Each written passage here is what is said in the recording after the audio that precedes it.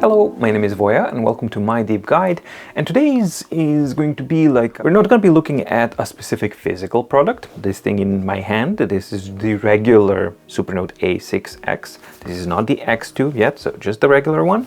But we are going to be talking about the A5X2 because it's just around the corner. Supernote has started to release some teaser images, some teaser info, and I've also reached out to them to get a little bit more concrete info. So I wanted to share that with you and to share my insight into what I can actually deduce and see from the images and from all of the stuff collected. So you have a bunch of info about the upcoming Supernote A6X2. Concise in one place. So let's go. All right, so let's start checking out what did Ratta come up with as far as the promotional material goes. And the first image that they launched for the A6X2 Nomad was this little funky shot where they just have like a teaser image, and we have an outline of the A6X2, La Niva in the background representing a nomad, I guess, and the slogan, wherever the nomad wanders, freedom finds its home.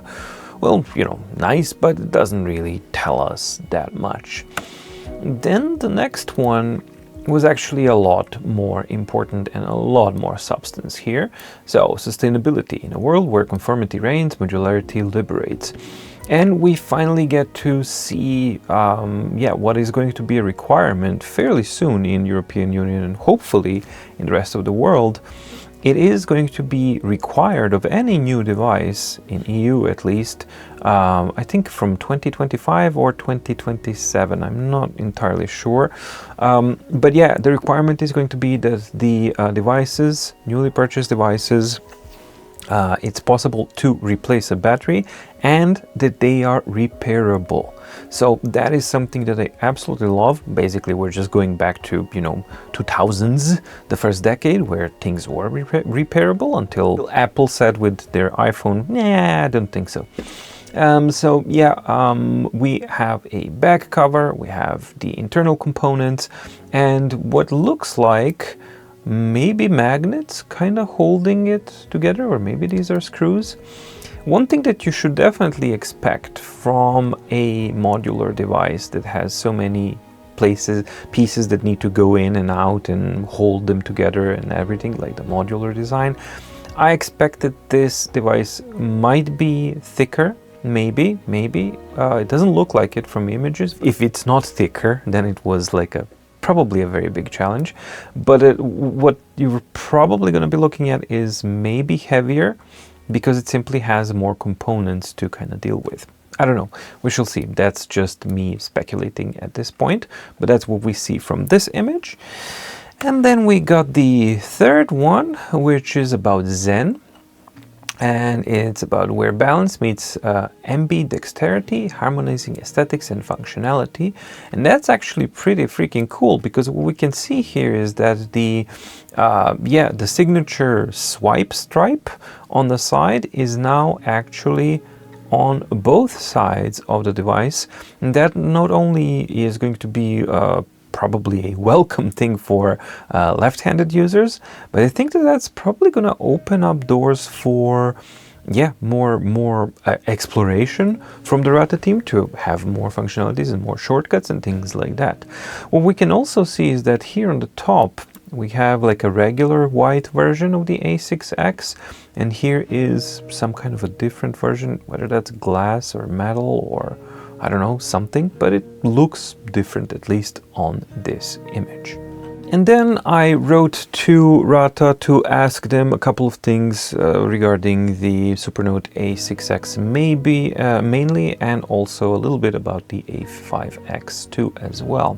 So yeah, basically my first question was, is it going to be possible to receive a review loan device of the A6X2 and the A5X2 once it's available for the My Deep Guide?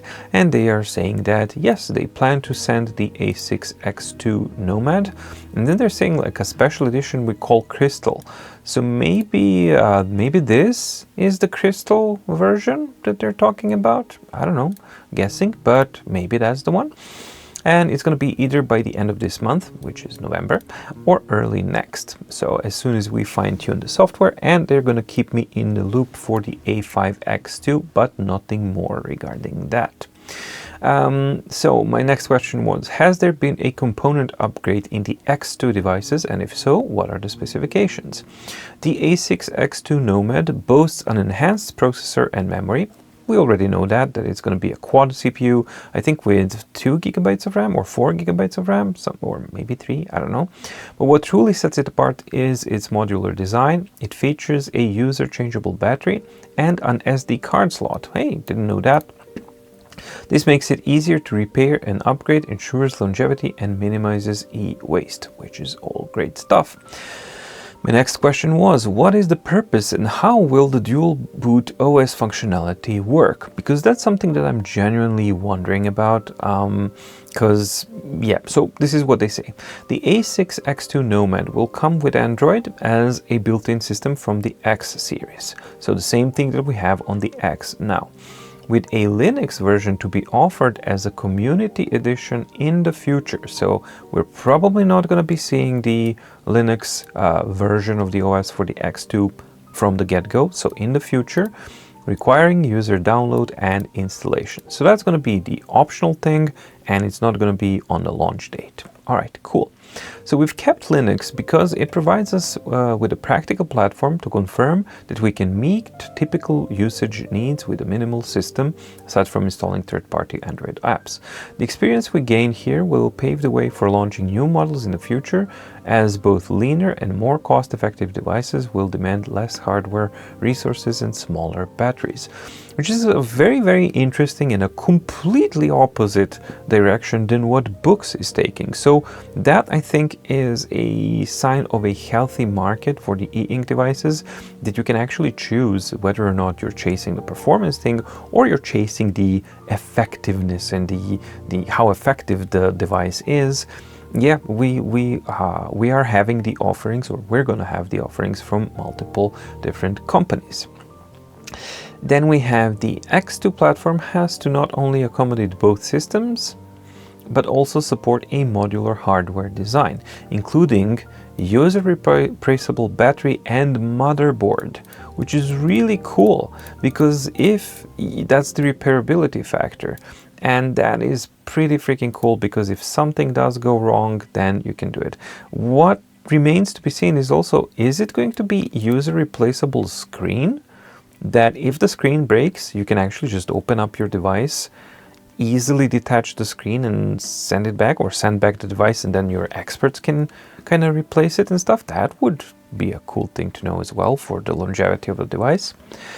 All while maintaining aesthetic appeal, balancing so many objectives simultaneously, from hardware, software, and even eco-friendly materials for the shell, truly consumed their time, but the effort was justified. Well, it certainly does sound like it. We'll see how that actually translates in real life.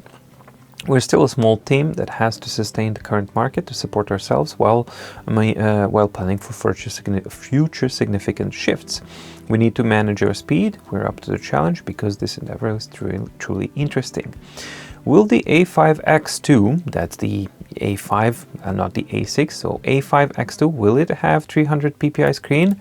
Yes.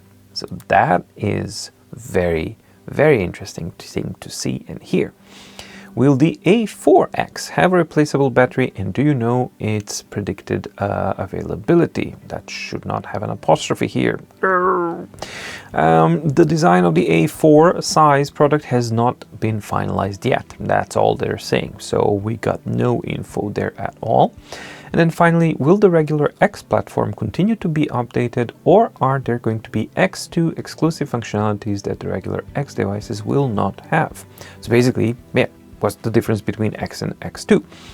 And they say the X platform will continue to get software updates and customer support. The X2 platform inherits most of its features, but for some hardware changes like the dual sidebars, the X2 will have some unique gestures and features.